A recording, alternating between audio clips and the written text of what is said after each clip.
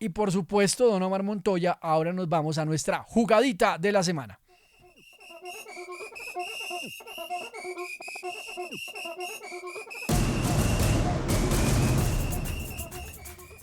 Bueno, esta jugadita de la semana sí que tiene temas de orden jurídico bien interesantes. Y es que esta jugadita de la semana la hemos denominado el, comillas, pacto de caballeros que generó sanciones a 5 clubes del fútbol colombiano por parte de la SIC. Y aunque yo quisiera decir que el título es sarcástico, en realidad existió el término pacto de caballeros para contar la historia que vamos a narrar en este preciso momento.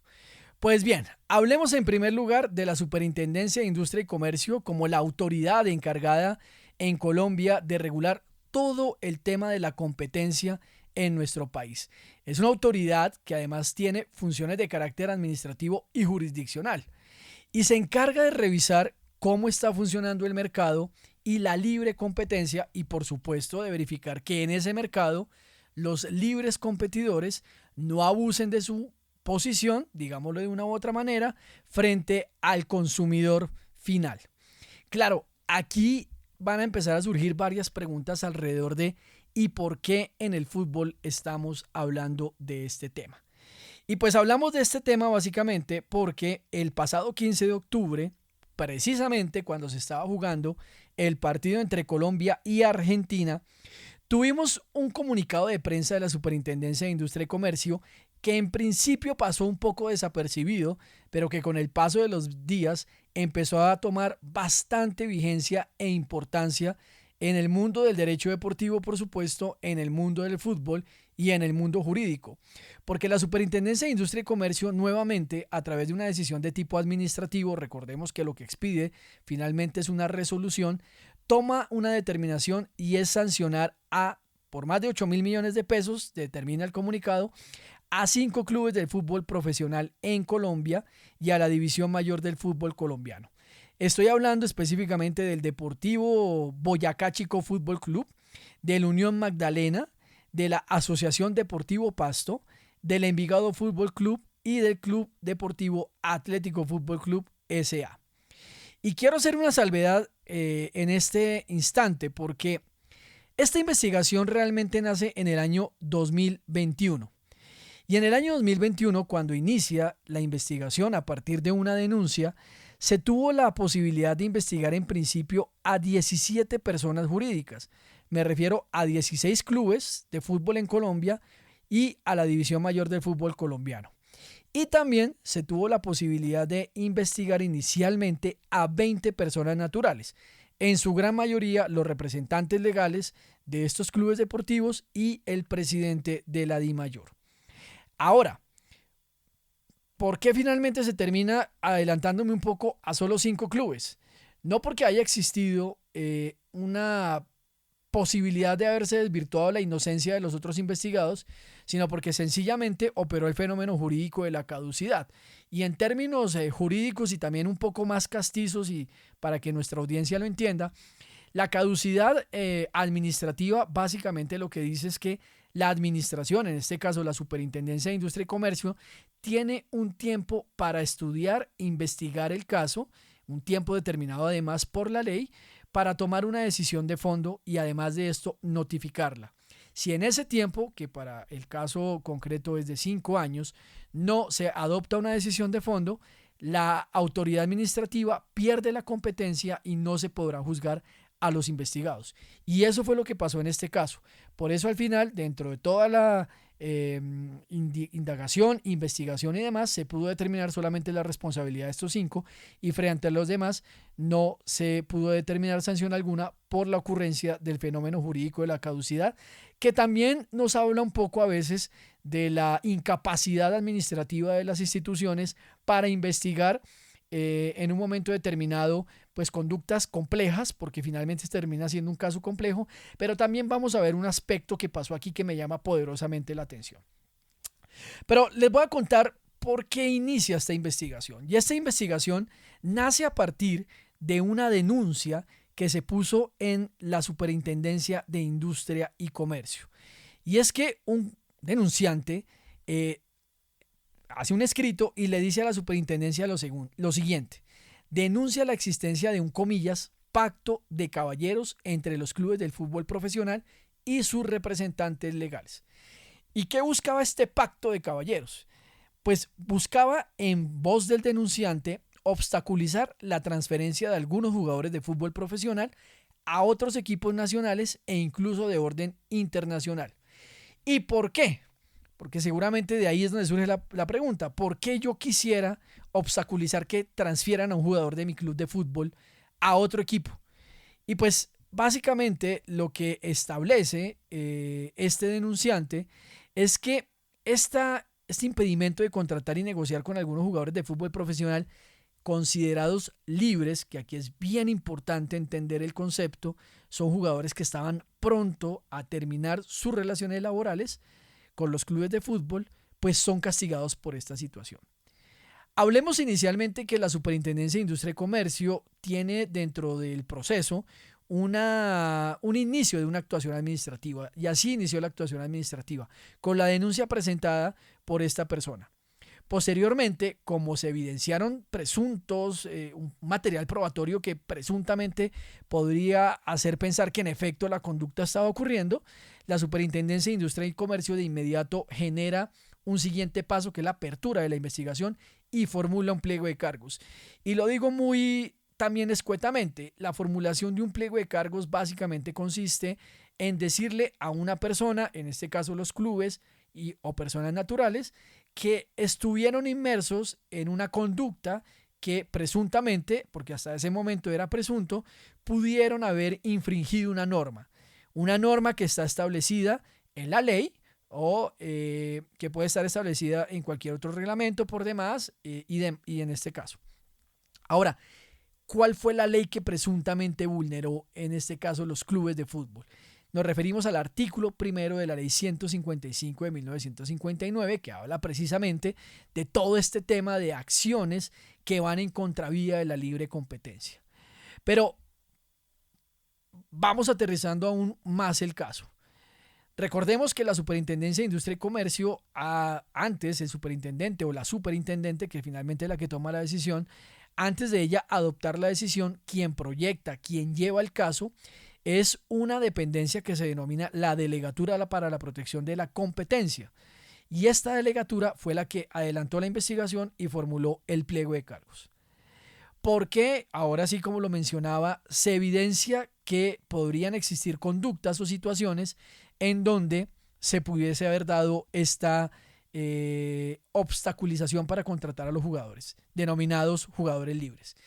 Y la delegatura determinó 3 escenarios que me parece importante los analicemos, y son los siguientes.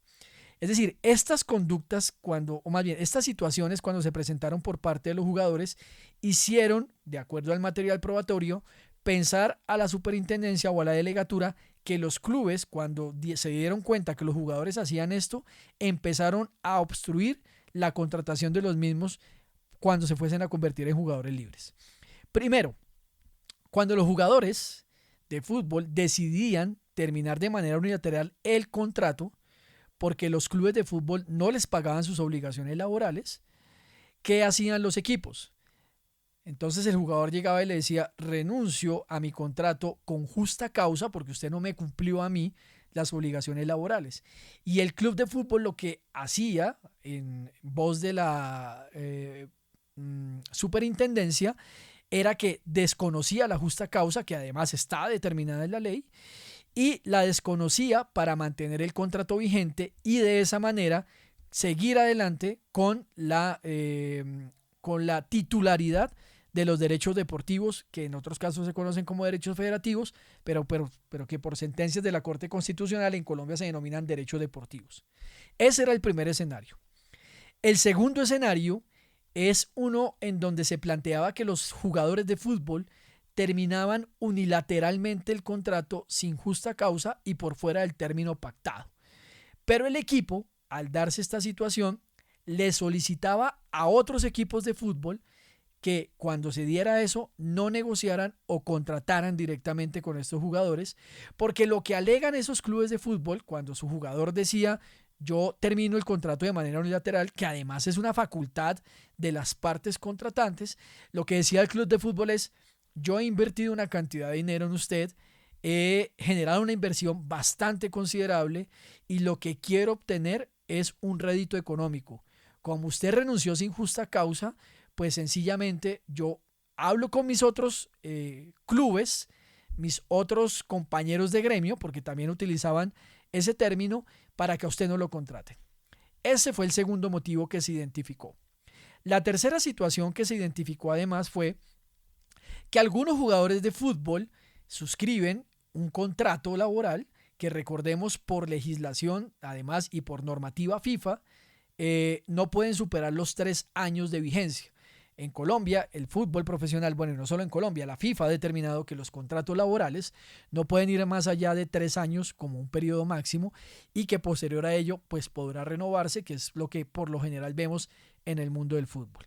Pues bien, los jugadores de fútbol, y aquí hay que tener claro dos situaciones. El primero, el caso Bouzman, que ya nos determinó tal vez ese rompe absoluto frente a este tema, pero ¿qué viene pasando? Y voy a poner un poco el ejemplo de un jugador como estos jugadores que suscriben un contrato a determinados años y viene el momento de renovación y sencillamente no renuevan.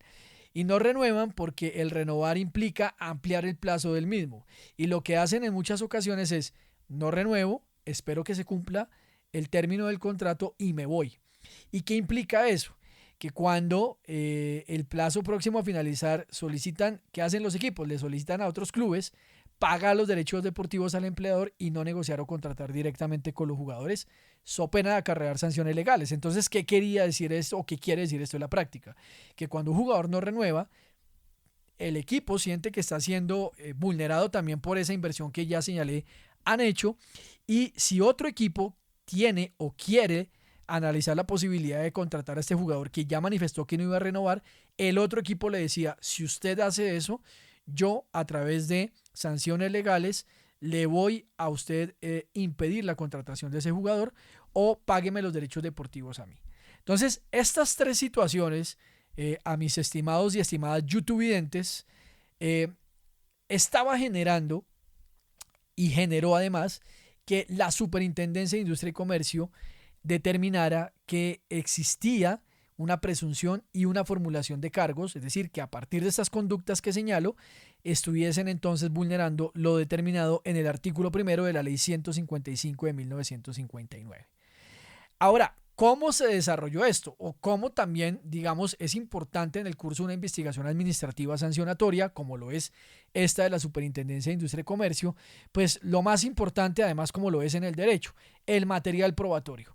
¿Y por qué la delegatura de la Superintendencia llegó a esta conclusión de este procedimiento? Porque además en temas de competencia y en temas administrativos sancionatorios, pues evidentemente no se van a querer dejar rastros de estos comportamientos. Pero finalmente la delegatura pudo concluir, además de una valoración probatoria que estaba contenida en unas comunicaciones y conversaciones entre los representantes de los clubes de fútbol y la DIMAYOR, que en esas comunicaciones se evidencia entonces la obstaculización de la negociación y contratación de jugadores de fútbol profesional en calidad de jugadores libres. ¿Por qué? Porque sencillamente iban en contra de los intereses económicos de los equipos de fútbol. Y aquí voy a hacer un pequeño paréntesis que me parece muy interesante para que lo entendamos, porque hablaba yo al principio de nuestra jugadita de la semana, de un proceso que arranca en el 2021 y finalmente solamente se decide hasta el 2025. Y claro, arranca en el 2021, pero a partir de una denuncia previa en donde, por lo que manifesté, con el paso del tiempo se llevó y operó el fenómeno jurídico de la caducidad que no permitió sancionar a otros equipos de fútbol. Y es que aquí se presentó en el año 2021 una solicitud por parte de los equipos de fútbol que fue aprobada, en el año 2022 por parte del superintendente de Industria y Comercio de la época. Y es el esquema de garantías.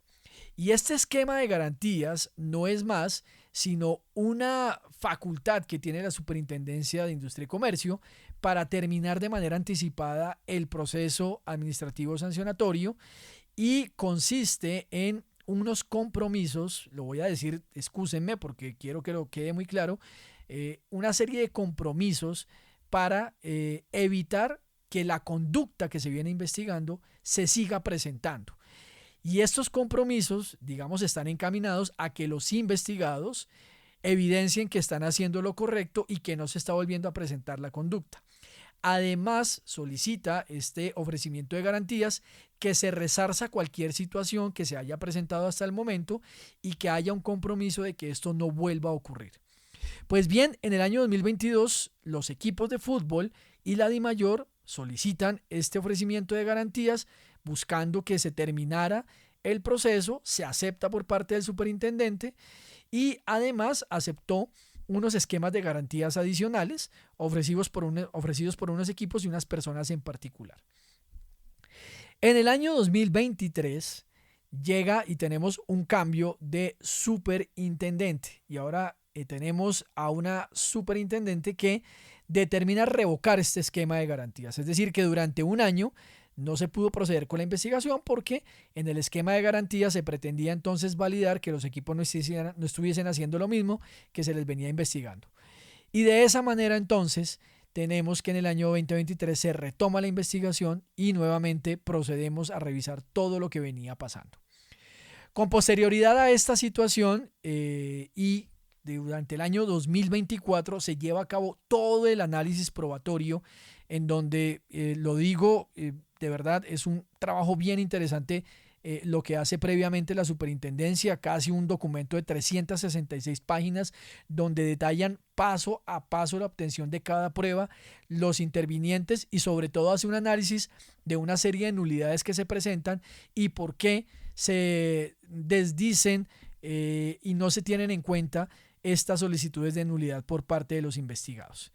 Hay que recordar además que en este ejercicio del proceso administrativo sancionatorio tuvimos el fallecimiento de dos dirigentes deportivos que fueron Gabriel Camargo, que era el presidente de el Deportes Tolima, y de Edgar Jesús Páez Cortés, quienes en principio estaban siendo investigados, pero por motivo de su deceso, y es importante decirlo, de su muerte, pues recordemos que en materia administrativa sancionatoria no existe la figura de la sucesión procesal, por lo tanto terminó y se cesó la investigación contra estos investigados. Pues bien, con esta situación tuvimos entonces que se presentan una serie de argumentos por parte de los clubes donde se sugieren nulidades y me pareció importante e interesante los argumentos de los investigados. ¿En qué sentido? Ellos manifiestan que no es el fútbol propiamente una situación, o más bien que las conductas que estaba investigando la Superintendencia de Industria y Comercio relacionadas con el fútbol no hacen parte de la superintendencia, porque finalmente lo que dicen los equipos de fútbol es: usted me quiere a mí investigar por una situación que solamente equivale a una circunstancia de orden laboral. Es decir, usted me quiere a mí investigar porque yo presuntamente no quiero que contraten a jugadores libres por estas tres situaciones que usted ya me ha mencionado, pero eso no tiene nada que ver con el derecho de la competencia. Esto tiene que ver solamente con el derecho laboral. Y como esto tiene que ver con el derecho laboral, el competente para investigarme es el juez laboral, que sería el juez natural. Ese argumento tan interesante que plantea los investigados, y me parece que es importante que lo abordemos porque la superintendencia manifiesta de manera inmediata que no es el tema referente a las circunstancias de orden laboral lo que investiga la superintendencia en este caso particular. Por el contrario, y me parece importante como lo manifiestan ellos, es que esta investigación está fundada en hablar del derecho a la competencia porque quiere, y me parece importantísimo como lo explica, entender que el fútbol también es un mercado. Y esa caracterización del mercado del fútbol la hace desde dos puntos que me parece importante lo abordemos entre ustedes y yo. Lo primero es que caracteriza, como yo manifesté, el mercado del fútbol a través de dos figuras: los agentes, y manifiesta que hay unos agentes que se denominan los agentes deportivos, o los agentes productivos más bien, y estos agentes productivos, además, son aquellos que permiten que la industria del fútbol crezca. Y ese crecimiento de la industria del fútbol se podría dar a través de estos agentes que participan en las actividades productivas. Así se denomina concretamente, agentes que participan en las actividades productivas. Y estos agentes son los clubes, los jugadores y los organismos organizadores. Entiéndase, equipos de fútbol, jugadores de fútbol y organismos como DIMAYOR en este caso particular. Y además hay unos agentes que son los que participan en las actividades comerciales. Y estos agentes son los medios de comunicación y el público en general. Pues bien, estos agentes encargados del desarrollo de las actividades productivas, es decir, clubes y organismos organizadores, se encargan de la formación del talento, de la participación de los diferentes torneos de competencia. ¿Y cuál es el fin de ellos? Mejorar el desempeño. Y esto además, cuando hay un mejoramiento del desempeño de los jugadores, implica además que se liga al valor de mercado de los jugadores. Y esa popularidad y ese crecimiento en el mercado de jugadores, en el valor de los jugadores, permite percibir mayores ingresos. Es decir, si un jugador es bueno, permite que mi equipo tenga la posibilidad de tener un mayor ingreso a partir de una inversión. Eso es el mercado que explica la superintendencia a través como la industria del fútbol profesional y quienes participan de esta. Es bien importante además señalar que también manifiesta la superintendencia que cuando tenemos, además de estos agentes comerciales, están también los hinchas, la fanaticada, como se dice coloquialmente, y los medios de comunicación. Y el producto, que es finalmente el fútbol, también tiene un impacto en la hinchada. Y tienen un impacto porque cuando usted ve bien a su equipo, cuando usted tiene un buen producto en el fútbol, usted lo consume más. Y ese es el mercado que se genera.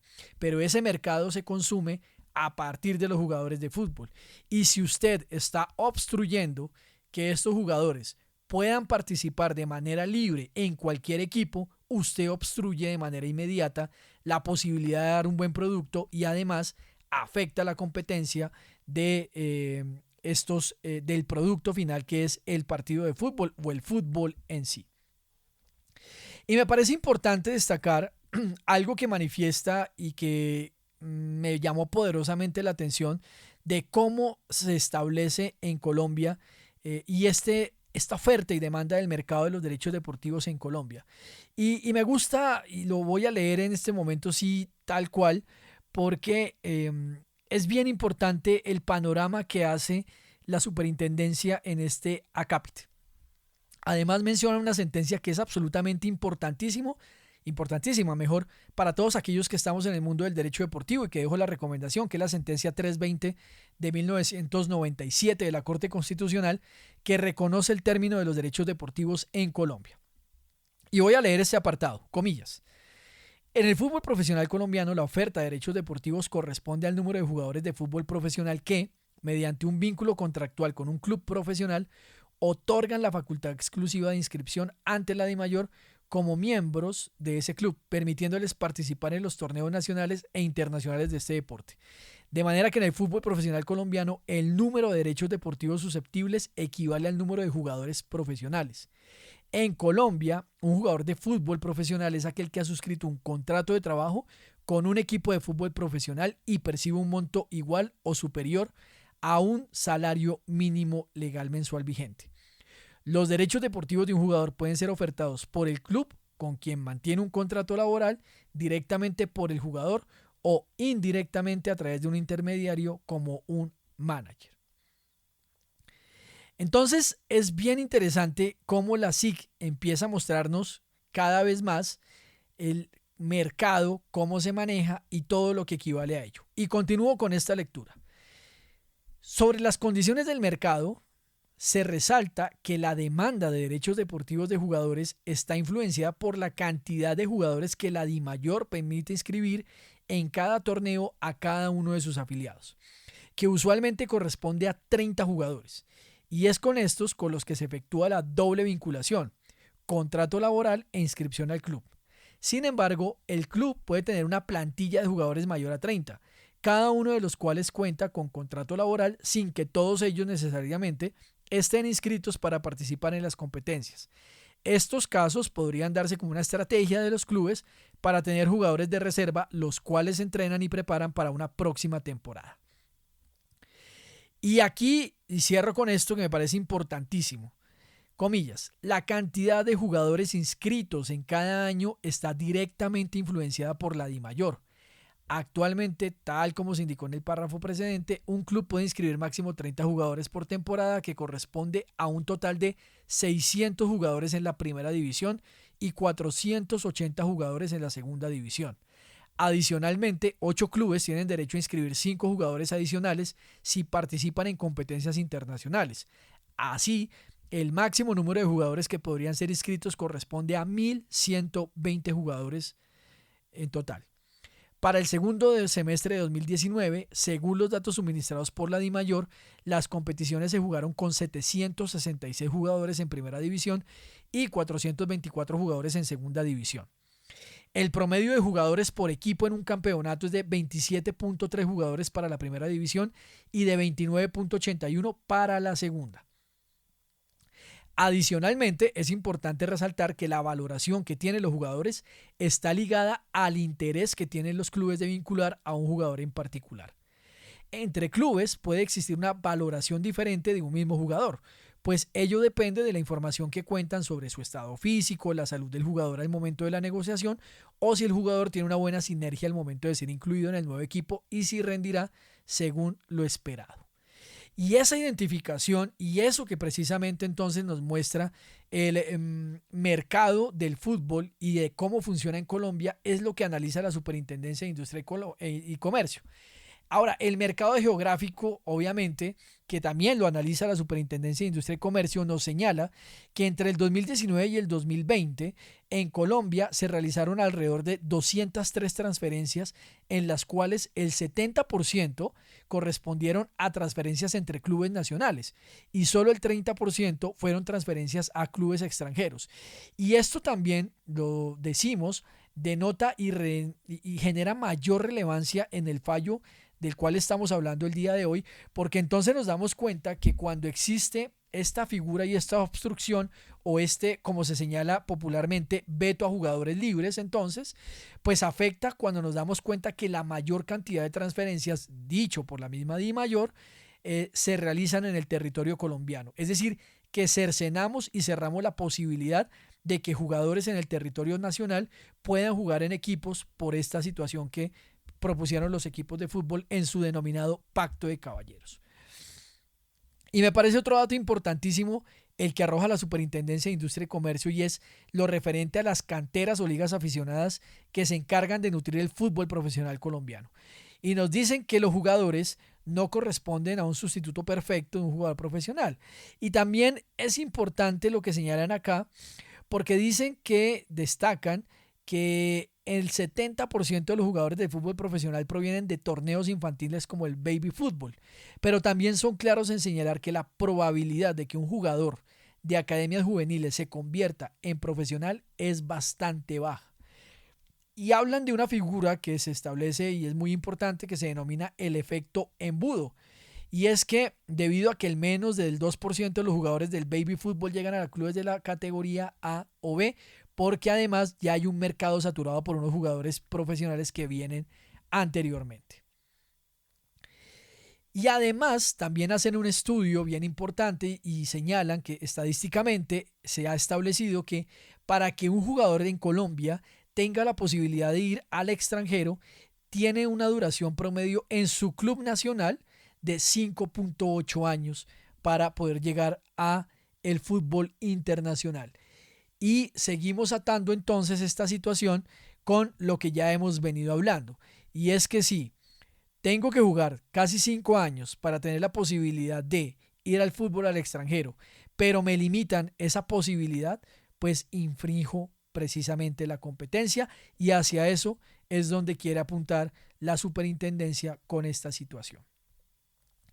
Entonces, bajo ese escenario, entra a revisar la Superintendencia de Industria y Comercio que probatoriamente son los famosos mensajes que se tenían en unos momentos determinados. Primero, para ir concluyendo, tuvimos una serie de chats en donde particularmente se evidenció por parte de una presidenta de un club de fútbol cómo cuando un jugador, en un caso particular, tomó la decisión de terminar el contrato por el no pago de obligaciones, remitió un correo en donde solicita que se haga válido por aprecio al gremio y por un pacto de caballeros.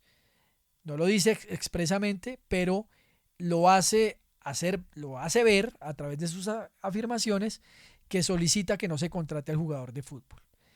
Y la superintendencia empieza a hacer distintas pruebas testimoniales con estos presidentes de club de fútbol, evidencia los correos electrónicos en donde además ellos indican que en efecto fueron ellos los que lo suscribieron, hace una prueba muy interesante que me parece es bastante plausible traerla en este espacio y es cómo toman un pantallazo de Twitter en donde el Deportes Tolima le da la bienvenida a un jugador de fútbol y de inmediato el presidente de otro club en ese momento le escribe, una vez es presentado en el Twitter, lo siguiente, comillas, qué vergüenza, me daría pena subir esa noticia sonsacando a los jugadores de los clubes. Menos mal que todavía queda un proceso por delante desde ya, esa dirigencia del Tolima para mí no tiene códigos. Qué pesar por esa buena hinchada. Y ese tipo de actuaciones lo que evidencia para la Superintendencia de Industria y Comercio es que pues evidentemente existía una coordinación para que no se contratara a sus jugadores por estas tres circunstancias que estoy manifestando.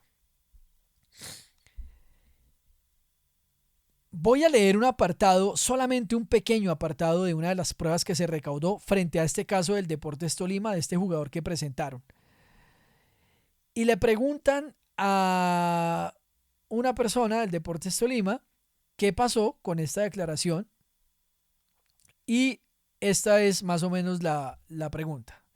Le pregunta el despacho lo siguiente a la persona del Deportes Tolima. ¿Conoce usted lo sucedido con el jugador? Si es así, indíquenos qué sabe al respecto. Y responden. A ver, del tema es algo que yo le llamo así. Sencillo.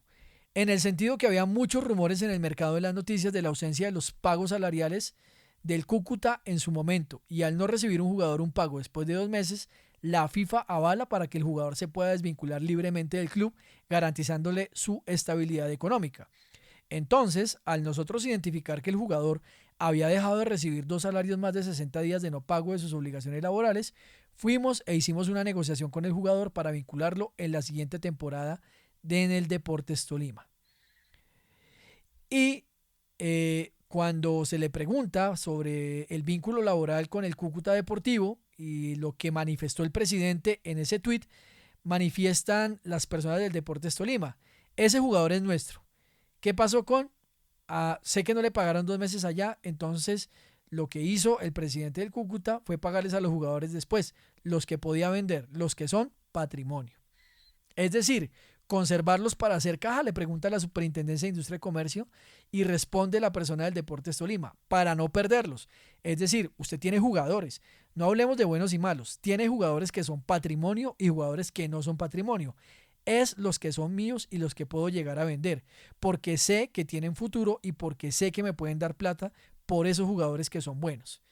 Le pregunta a la delegatura, ¿los que son patrimonio son los que están dentro del activo? En este caso, este muchacho terminó jugando en Argentina, un berraco jugador, y que era en ese entonces era selección Colombia sub-23, y no le pagó a toda la plantilla por más de 2 meses y quedaron libres. Le pregunta a la delegatura, entonces, ¿estas comunicaciones evitan que no haya precontrato? No, dice la persona del Tolima. Esto lo hace él, posterior, y creo que lo mandó con esta fecha, pero esto fue posterior a que no se haya cumplido los 2 meses que no les pagaba a los jugadores. Esto lo manda como amarrando perros el hombre, intentando salvar los jugadores. ¿Sí me explico? El último pago se lo habían hecho los primeros días de octubre, entonces ya habían pasado los 60 días y no le habían vuelto a pagar. Eso es un tema Vox Populi, pero uno sabe que clubes no están pagando, uno sabe que hay clubes que no pagan porque no tienen o porque son, en fin, lo que sea. Y le pregunta a la delegatura, ¿cuál era la intención? ¿Pedirles a los equipos que obren con lealtad y que no los contraten? Esto fue el lío, dice la persona del Tolima, porque no quería perder los jugadores. Nosotros alcanzamos a quedarnos con, y como había 3 clubes más, es más, todavía está ahí como en unos procesos, han pedido los comprobantes de nómina. Eso lo están trabando en ese tema. Entonces, cuando la delegatura y la Superintendencia de Industria y Comercio encuentra estas situaciones, pues llega a la conclusión, e insisto, es un fallo muy extenso que pues nos denota mucho más que el tiempo que tenemos hasta el momento, pero concluyen a partir de chats y de un grupo de WhatsApp que se llamaba G36, que existieron todas las conductas, se dieron todas las situaciones para que no se contratara a los jugadores. Y es que si bien los investigados, en este caso los clubes de fútbol y las personas naturales, en un principio manifestaron que estas comunicaciones tenían un carácter meramente, comillas, informativo y se justificaron en la inversión para la formación de los jugadores, el entrenamiento, el desarrollo profesional de estos, lo que recaudó la delegatura mediante las comunicaciones es que en efecto lo que había ahí era una configuración de prácticas restrictivas de la competencia. Y esto literalmente lo que establece o lo que se evidenció es que se buscó limitar la movilidad laboral de los jugadores y condicionar su contratación futura a través de clubes empleadores previos. Es decir, que sencillamente, como lo manifestamos al principio, si un jugador terminaba por justa causa el contrato porque no le pagaban sus honorarios, su salario, si un jugador terminaba el contrato sin justa causa, en un tiempo que no fuese, el club buscaba entonces castigarlo por esta situación. Y tercero, como ya lo manifestamos, que el jugador dejara pasar el tiempo del contrato para no renovarlo y con ello no generar los derechos deportivos en favor del club. Pues bien, digamos que entonces estas fueron las situaciones que evidenció la Superintendencia de Industria y Comercio y lo que basó entonces su decisión para sancionar, valga la redundancia, con más de 8.000 millones de pesos a los clubes de fútbol en Colombia. Y lo resumo entonces de la siguiente manera, concluyo. El primer patrón entonces se basó, como lo señala la superintendencia, en una serie de comunicaciones en las que se daba a conocer la situación laboral de los jugadores específicos. Se informaba, entre otros temas, la vigencia de los contratos, los casos en los que algunos de ellos habían tenido alguna supuesta falta disciplinaria e incluso los casos en los que se había solicitado la terminación del contrato. Y dice la superintendencia que en un escenario de libre competencia esa información no debía ser compartida entre competidores, es decir, entre los equipos de fútbol, y mucho menos en escenarios donde se requiere lograr el mayor rendimiento de equipos deportivos. Además que hablan de que esa información reposa en el famoso sistema Comet, que es la hoja de vida de los jugadores de fútbol profesionales en Colombia, y que eso se podía consultar allá. Entonces no veían la necesidad de por qué a través de mensajes de correo electrónico o de chat de WhatsApp se preguntaba por la situación laboral de los jugadores. Además, en segundo lugar, manifestó la Superintendencia de Industria y Comercio que los clubes manifestaron que acudían a un supuesto pacto de caballeros o un llamado ético, o incluso, como lo manifestó la presidenta de un equipo de fútbol, a la solidaridad de gremio. Para la superintendencia, esas expresiones no buscaban hacer un llamado al cumplimiento de las normas que se espera de un buen empresario, sino que precisamente buscaba entonces que los jugadores no tuvieran incentivos suficientes para negociar y contratar a los futbolistas, porque los implicados, los equipos, estarían incumpliendo el pacto de caballeros, aun cuando esa negociación y contratación no violaría ninguna regulación específica del sector. Por último, manifiesta la superintendencia, y es un tema, digamos, delicado, si uno lo quiere ver de esa manera, que la DIMAYOR fue fundamental en el sistema. Y lo fue porque al ser la organización que recoge y reúne a los clubes de fútbol, participó y validó los mensajes que se estaban dando. y legitimó las acciones de ellos. Además, algunas de las remisiones, de la remisión por parte de la DIMAYOR de esas comunicaciones, con el conocimiento de que esas puedan tener un impacto en la libre competencia, puso en evidencia el apoyo de la agremiación a la conducta de los clubes. Finalmente, entonces, concluye la superintendencia que con estas actividades los clubes de fútbol desincentivaron entonces la movilidad, negociación y contratación de jugadores de fútbol profesional masculino. Para la autoridad de competencia, y esto lo voy a leer textual, comillas, es claro que en las relaciones laborales y en las negociaciones de derechos deportivos se pueden presentar controversias entre las partes. Sin embargo, en el caso del mercado de transferencias de derechos deportivos y en las negociaciones laborales entre los jugadores y los clubes deportivos profesionales, existe una reglamentación establecida que permite resolver las discrepancias que se puedan generar. Por tal motivo, la existencia de estas comunicaciones fueron prueba de la materialización de la intención anticompetitiva que llevó a la limitación de la movilidad laboral de los jugadores. Para la SIC del cambio, la protección de la libre competencia en este tipo de mercados se traduce en la posibilidad de que se lleven a cabo negociaciones y eventuales contrataciones de jugadores de acuerdo con la regulación aplicable.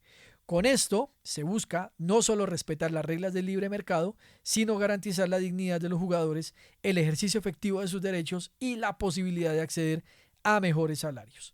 Progresar profesionalmente en equipos más competitivos y desplegar sus proyectos de carrera sin trabas ilegítimas. Asimismo, que este dinamismo se pueda ver reflejado en la posibilidad de que los clubes puedan conformar equipos más competitivos, no solo en términos económicos o de mercado, sino desde la perspectiva de la disciplina deportiva. Cierro comillas.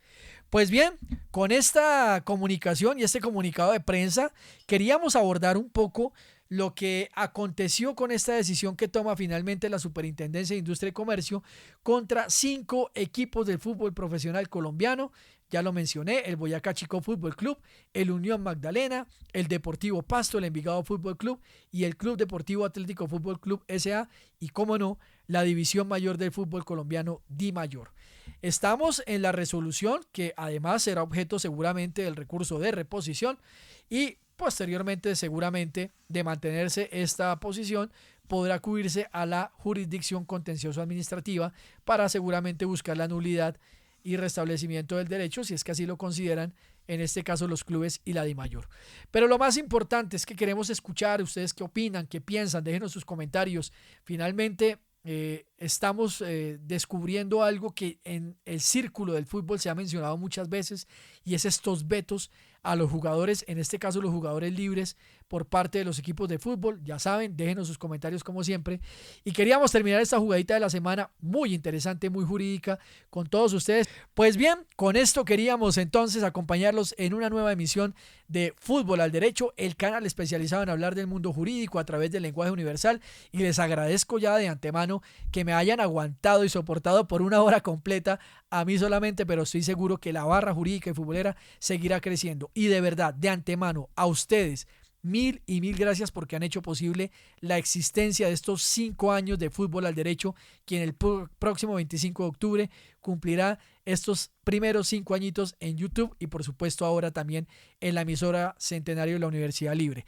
El agradecimiento, como siempre, a las directivas de la Universidad Libre, a nuestra jefa de la Oficina Asesora de Comunicaciones, la gran Andrea Masuera, a Julián Espinel, y por supuesto a la Universidad Libre, que siempre está presente con nosotros, y a la barra jurídica futbolera y al crack detrás de la consola, a don Omar Montoya, quien como siempre nos anima y nos da una buena dosis de música y de edición de Fútbol al Derecho. No siendo más, nos vemos el próximo martes a través de la emisora Centenario. ¡Chao! En la emisora Centenario, Fútbol al Derecho, el programa especializado en hablar del mundo jurídico a través del lenguaje universal, el fútbol. También presentes en YouTube. Conduce Harold Cárdenas y Sergio Lizarazo. Control Master Omar Montoya. Productor Julián Espinel. Coordinador audiovisual Alex Alejo. Dirección general Andrea Masuera Ayala. Universidad Libre. 102 años educando en libertad para la justicia y la paz.